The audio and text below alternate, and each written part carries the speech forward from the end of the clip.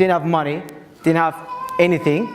So I was sleeping like that. I would go to a friend's house, sleep in the couch for a week.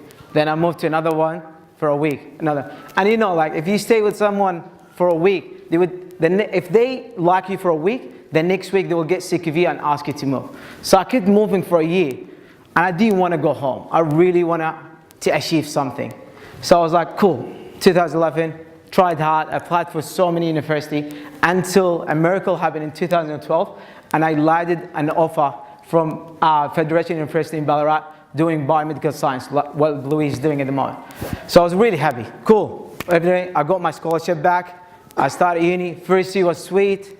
Second year was sweet. But in first year, second year, third year, I struggled again. So I failed a couple of subjects. In 2015, I lost my scholarship.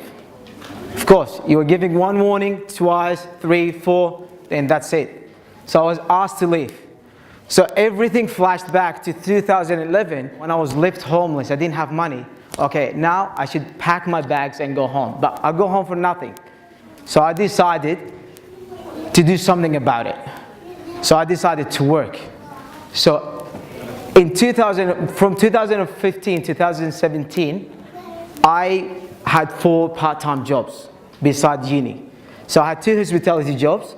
I was a residential advisor on the residence, and I was a driver. Between these 4 jobs, as you see, this is where I work. I work full-time in a cafe at the moment in Geelong, if anyone is from Geelong. I make coffee 5 days a week or 6 days a week. But between the 4 jobs, I still struggled to pay. And you know, as an international student, you pay a lot of money. And I didn't. I come from a little bit lower than a middle class family. So I didn't get any help from my parents. And I didn't want to ask for anything. I wanted to continue. I wanted to finish by myself. So during those jobs, I had odd jobs. I was a tradie. I was a cleaner. I would go and help someone and get money. Anything to make me money. But I didn't use that time to be negative. So I tried to be positive. So I tried to find other ways to get other hobbies, to give back. So I appreciate, I'm grateful, I'm here today. So let me just think of it and anything else. So in 2015, I learned how to cut hairs. So a barber, halak. So I start cutting hair for my friends, just for fun. Someone would give me 10 bucks, someone would give me 20. And when I learned that hobby, I really wanted to give back. I wanted to be grateful. I want to remain lucky that, okay, everything happens for a reason. As one of the doctors said, khaira. Oh, so like happen. So I wanted to use this hobby and give back to the Black community. So I had, in one night, we had the university event in the city. So I was walking to the car and I found this young man. I was like in the shade, really cold. I was like, I might just talk to him. Hey, how you going, mate? What's been happening? He goes, oh, I'm really hungry. I'm like cold. I was like, oh, I'll grab you something. So I ran to a fast food place. I grabbed him some food. And at that time, I was cutting hair. I was not bad. So that's him before I gave him the haircut. And that's him after the haircut. Look at the difference, how he's happy. And that's why Dr. Abdullah said, you should make a difference. You should, ibti'ath is not just like you come back with a degree. You come back with a lot of things. And I really wanted to make a difference in where I was. So I started cutting hair for homeless people in the street. Take my bag, go down the street, find anyone, how you going? Would you like a haircut? A lot of people should say no. A lot of people say yes. Because a lot of people are scared that you would make fun of them or you could give them a bad haircut. So this is now, this is my last haircut in the street in Ballarat. So I gave Adam about a year ago a haircut. He was half drunk when I was giving him a haircut. Honestly, he was asleep. This time I was at the One Humanity shower bath, and that's the project I was involved. A lot of shampoo, anything you need. And that's one of my highest achievements so far. And through going all of that, I would flash back and I was like, oh, something will happen, something will happen. Everything happens for a reason, everything's for a reason.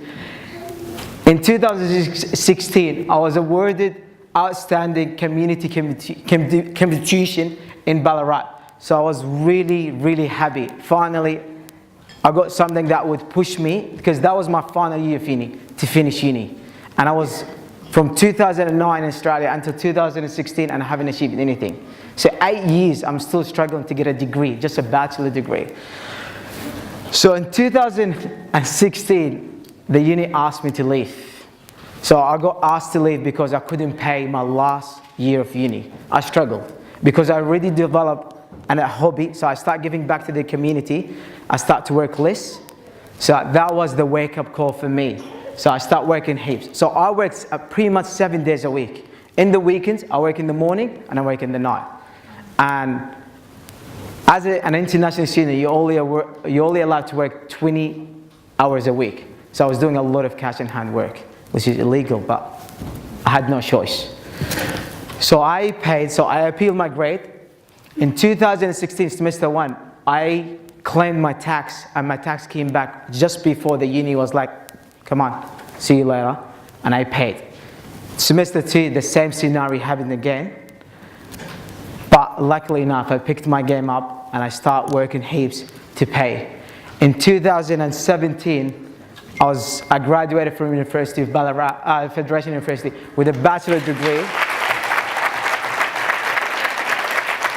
and holding a bachelor degree from Australia, from someone who's from Al Jarrahiyya. And if you know what Al Jarrahiyya means, you know what I'm talking about. And I would see some people thinking now, why did they have to go through all of that? Why not giving up and going back? Why not asking parents for help? Because I have a beautiful lady in my life. That's my mother. So the reason I really wanted to work hard and come back, زي ما نقول بالسعودي رافع راس أمي, because dad died when I was 9. She was pregnant 2 months. She lived with 6 girls, 2 boys from Egypt, no families. My dad's family didn't help us. She had to work so hard, and she's an educator.